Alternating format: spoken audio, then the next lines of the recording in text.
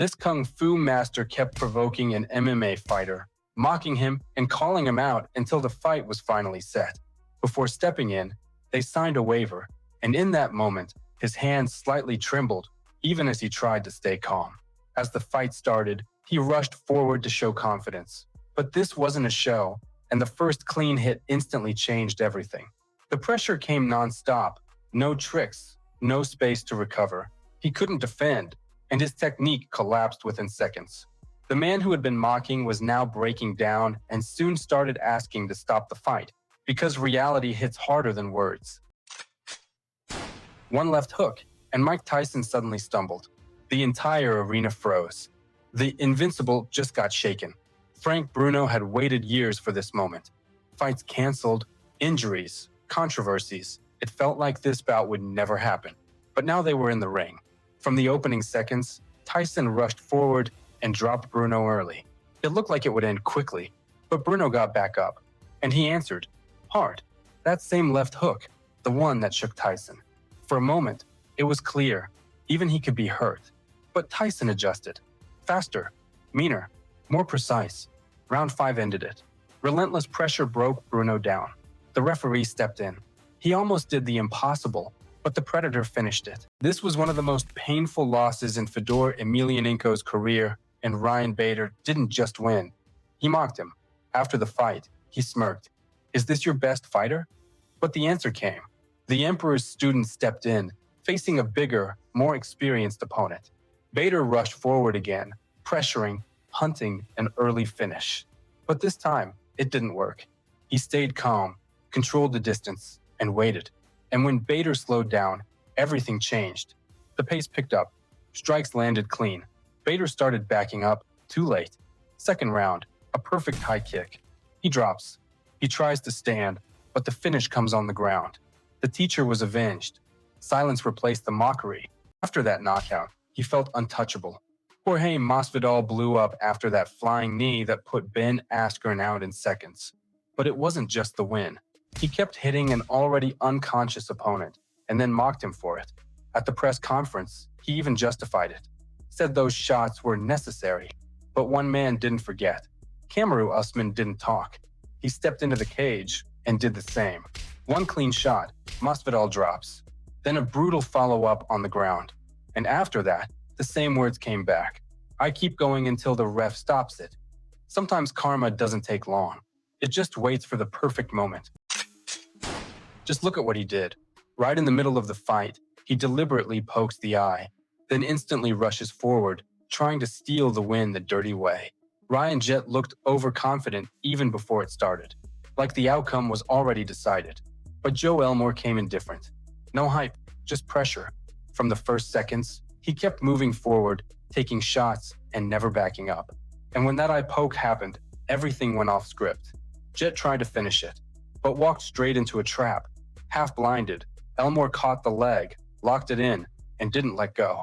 Pain replaced pride, and Jett tapped. That was payback. He walked into the cage like a showman, not a fighter. Loud, aggressive, acting like a street bully trying to scare everyone. He roared, jumped, waved his arms, like intimidation was his only weapon. But behind all that noise, fear. Across from him stood silence. No Mutzi, just focus. And that's where everything broke. The moment real punches landed, the act collapsed. No more show, no more confidence. Every second exposed the truth. In this cage, only skill matters. Confidence turned into panic.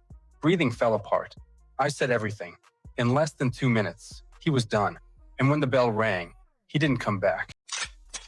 From the first seconds, something felt off. He kept stepping in too close, staring, provoking. This was Alejandro.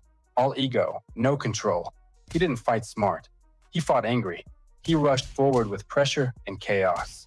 For a moment, it worked. But the man in front of him didn't break. He stayed calm and waited. Then one move changed everything. Clinch. Takedown. Now Alejandro was stuck on the ground. And the energy flipped instantly. Calm. Control. Damage. The punches started landing. And just like that, the confidence disappeared. Only panic left. The crowd wanted a show, and he played the clown. Leopard shorts, cocky grin, acting like his opponent didn't matter. Across from him stood silence. No emotion, just focus. Early on, it looked easy. A knockdown, pressure, smiling like it was already over. But it wasn't confidence. It was fear hiding behind noise. Because the moment his opponent stood up, everything changed. The eyes turned cold. He stepped in fast. Sharp combinations. No stopping. The smile vanished. Panic took over. And suddenly, the showman dropped. Now he's the one on the canvas. No more games. Just consequences. Look at this guy. Cold face, big ego, and a cheap shot during the stare down. He really thought he could win before the fight even started. Deep down, he knew, in a fair fight, he had no chance. The opponent froze for a second, then something switched. This wasn't a show anymore. The bell rings, and instantly, pressure. Every shot lands clean, breaking his confidence piece by piece. He starts fading, losing balance, like he doesn't belong there anymore. And just before the end of round one, Karma finds him. He got what he asked for, but maybe the ref saved him too early. Look at this guy. He called himself untouchable and laughed at a legend's speed, claiming he was the reincarnation of Bruce Lee. DK, you built an entire image on fake speed and hype, convincing people he was the real deal. Then he stepped in with Manny Pacquiao. From the opening seconds, it was embarrassing. Pacquiao wasn't even trying, while you couldn't land anything. After a warning for inactivity, he finally opened up and got dropped instantly. He got back up, but he wasn't fighting. He was surviving, even breaking the rules just to last. Pacquiao dropped him again, then realized the truth. This wasn't a fight. This was exposure. And he didn't even need to finish him. This wasn't just pain. This was dirty.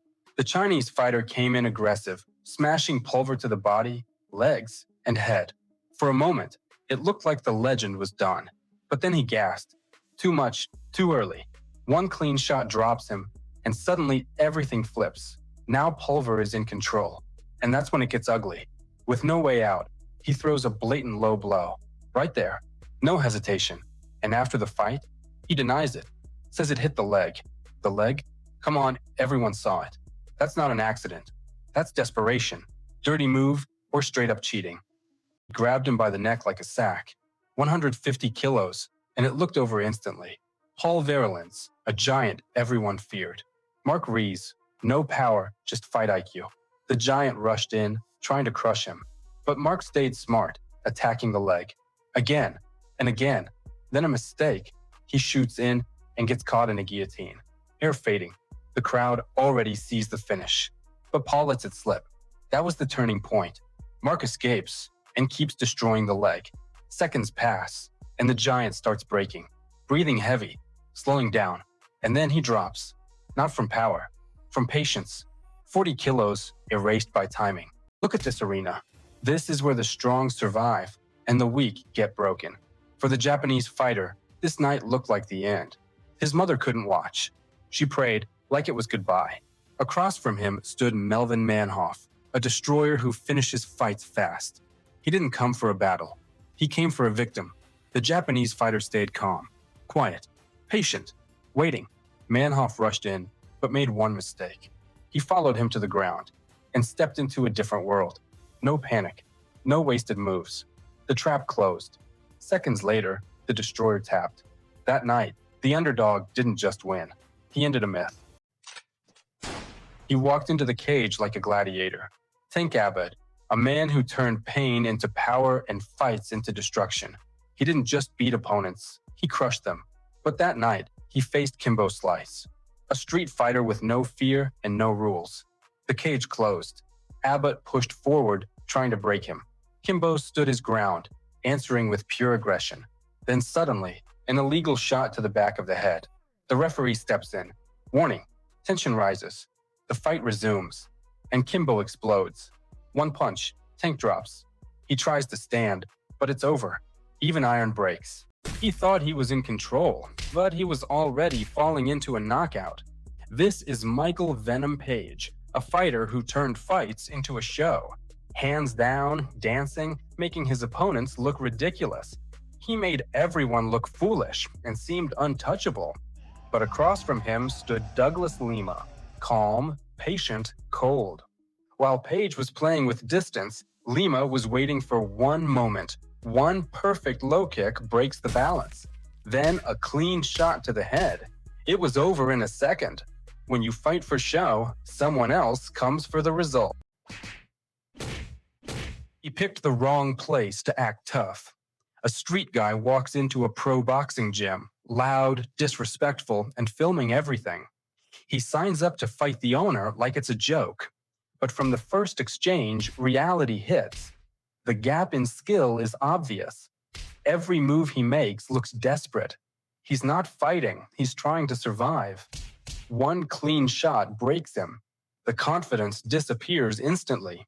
In seconds, he's backing up, panicking, looking for a way out. But there's no exit in the ring. He came for attention and got a lesson instead.